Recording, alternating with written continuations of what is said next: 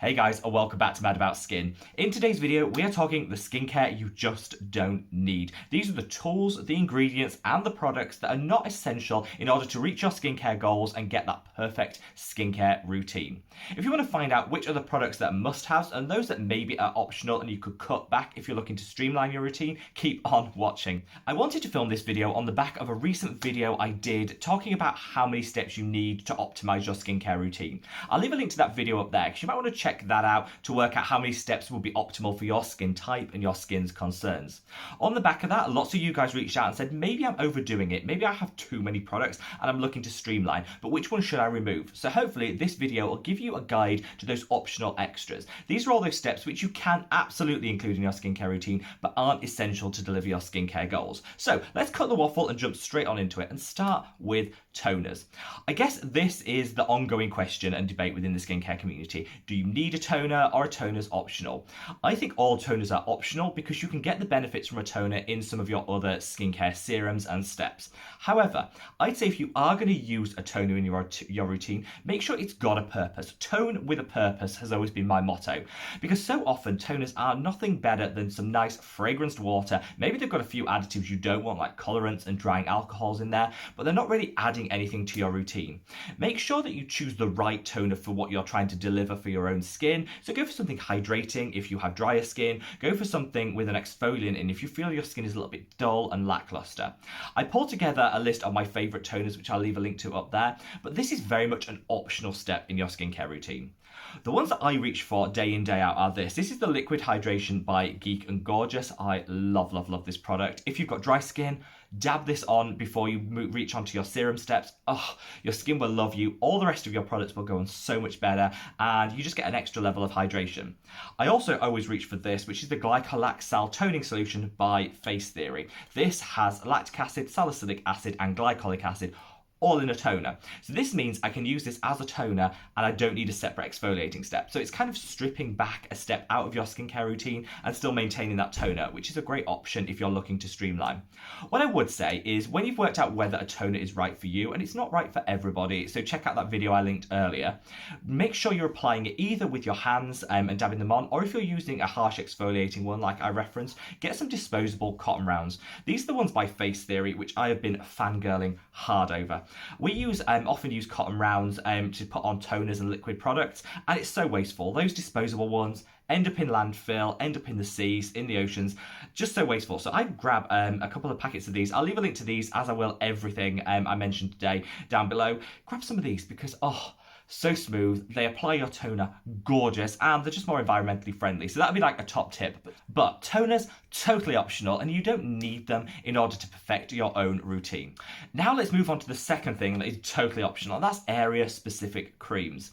Now when other influencers and content creators do this style of products you don't need video, they often go, oh, absolutely, do not go anywhere near these products, you don't need them. I kind of take a more nuanced approach, and I think actually all of the products I mentioned today are absolutely optional. You don't need them in order to perfect your skin. However, I use quite a lot of these, and I think it comes down to personal choice and how many steps you want to have in. So none of the products I'm mentioning today, just as a side note, are bad. You can absolutely incorporate all of them in your own routine. But when it comes up to area-specific creams, the reason I'm mentioning it in this video is because I don't think they're essential, because you can get all the benefits from your existing products. We always say make sure you take whatever you're using on your face down onto the neck and take it right down onto the chest as well. These are areas which are exposed to the sun the same way our face is, and so show those first signs of aging as well. You don't need a separate décolletage cream, neck cream, eye cream. You can use the same products you're using on the rest of your face on all of these areas and get some great results.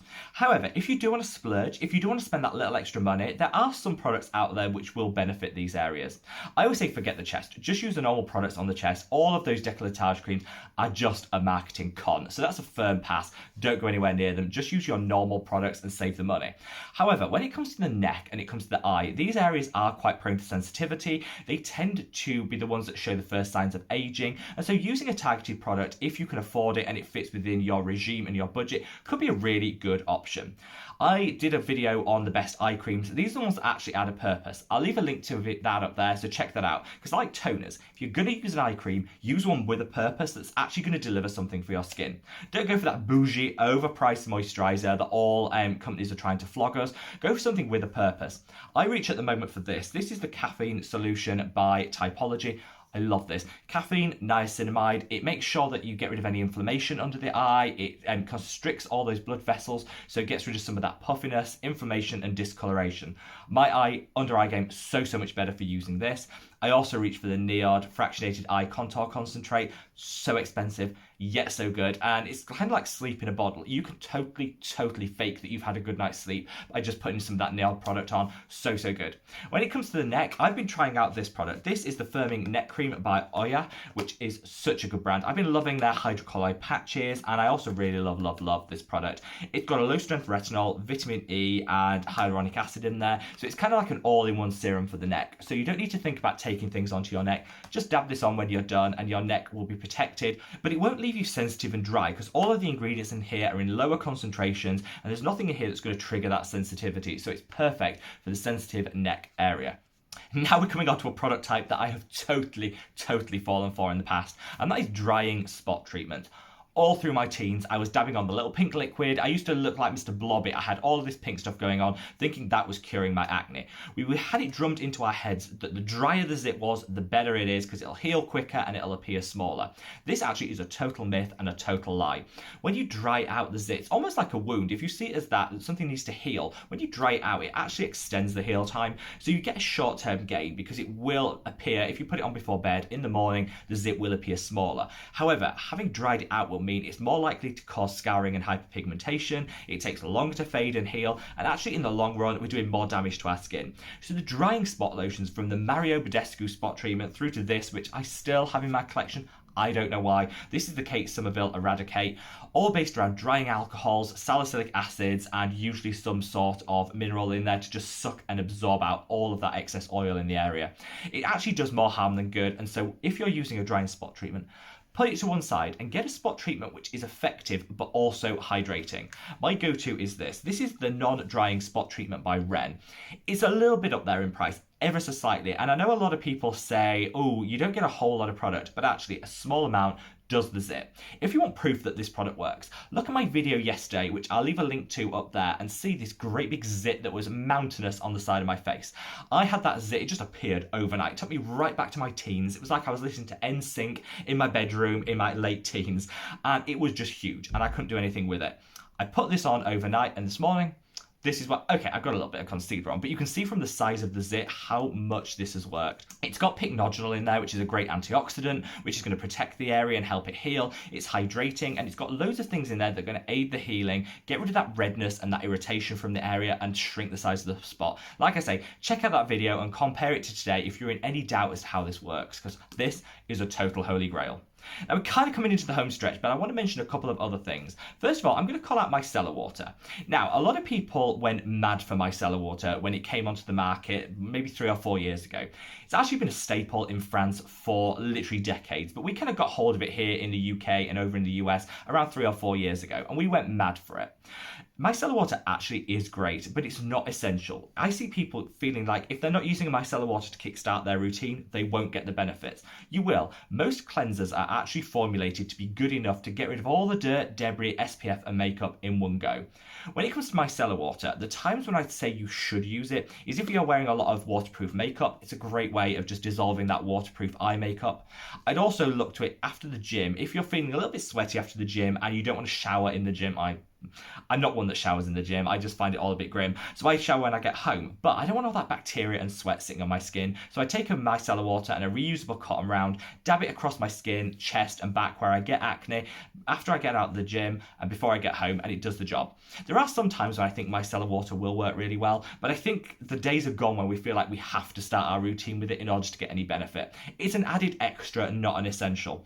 If you want one, this is the one I always recommend. This is the CN Micellar Water Sensitive. This comes from Lidl. I always get this wrong, Aldi and Lidl. They're two supermarkets here in the UK and Europe. This one's from Lidl, really good. It's £1 and you get so much product. I love that. Also, Garnier have now gone completely cruelty-free. So if you want a great cruelty-free, affordable, this one is also cruelty-free by the way, but affordable main brand product that's easy to get hold of, Garnier Micellar Water is now completely cruelty-free. So I'd fully recommend that. Now the two that I want to end on are niacinamide and hyaluronic acid. These are the two biggest ingredients that have exploded onto the skincare market in the last couple of years, and there are so many niacinamide and hyaluronic acid serums out there.